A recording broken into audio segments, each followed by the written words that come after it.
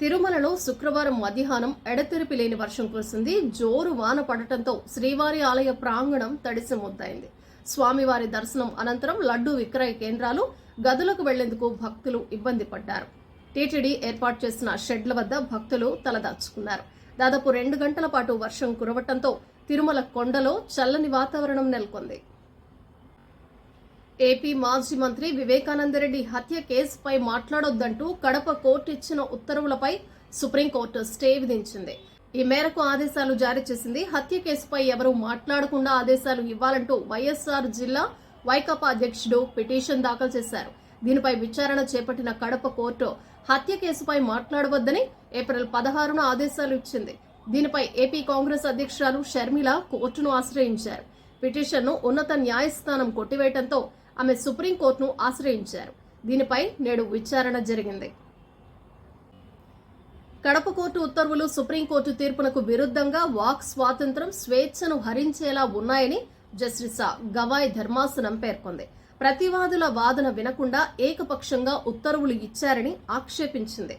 ప్రతివాదులందరికీ నోటీసులు జారీ చేస్తూ తదుపరి విచారణను వేసవి సెలవుల తర్వాత చేపడతామని సుప్రీంకోర్టు పేర్కొంది. ఆంధ్రప్రదేశ్ రాష్ట్రంలో ఎన్నికల ముందు తర్వాత జరిగిన హింసపై ఏపీ ప్రభుత్వం ప్రత్యేక దర్యాప్తు బృందాన్ని ఏర్పాటు చేయనుంది. కేంద్ర ఎన్నికల సంఘ ఆదేశాల మేరకు సిట్ను వేయనుంది. ఎన్నికల అనంతరం జరిగిన ప్రతి హింసాత్మక ఘటనపైన సిట్ నివేదిక ఇవ్వనుంది.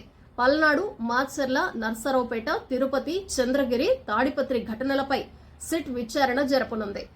తాజాగా విశాఖలో జరిగిన ఘటనను సిట్ పరిధిలోకి తెచ్చే అంశంపైన అధికారులు ఆలోచన చేస్తున్నారు.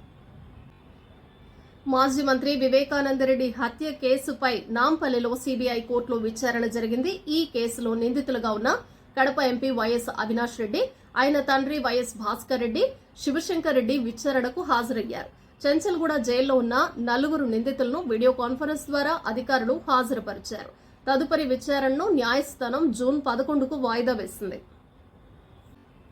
వైకాపాకు 25 అసెంబ్లీ స్థానాలు కూడా దక్కవని ఎంపీ ఉండి తెదేపా అభ్యర్థి రఘురామకృష్ణరాజు అన్నారు. జూన్ 4న వెల్లడయ్యే ఎన్నికల ఫలితాలతో సీఎం జగన్ ఆశలు ఆవిరవుతాయన్నారు. శుక్రవారం ఉదయం ఆయన తిరుమల శ్రీవారిని దర్శించుకున్నారు.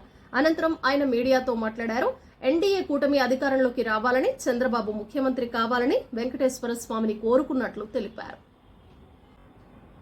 ఉత్తర దక్షిణ ద్రోణి ప్రభావంతో శుక్రవారం పలు జిల్లాల్లో తేలికపాటి నుంచి భారీ వర్షాలు కురుస్తాయని హైదరాబాద్ వాతావరణ కేంద్రం తెలిపింది. ఇవాళ సాయంత్రం 4 గంటల నుంచి రాత్రి 8 గంటల వరకు హైదరాబాద్ తో పాటు రంగారెడ్డి, మెదక్, సంగారెడ్డి, కరీంనగర్, రాజన్న సిరిసిల్ల జిల్లాలో మోస్తరు నుంచి భారీ వర్షాలు కురిసే అవకాశం ఉందని వెల్లడించింది.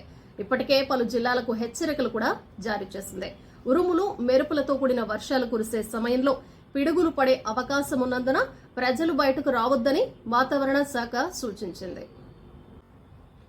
తిరుమల నుంచి తిరుపతికి వెళ్లే మొదటి ఘాట్ రోడ్లో ప్రమాదం చోటు చేసుకుంది. మాల్వాడి గుండం వద్ద తమిళనాడు భక్తులకు చెందిన మినీ వ్యాన్ అదుపు తప్పి బోల్తా పడింది.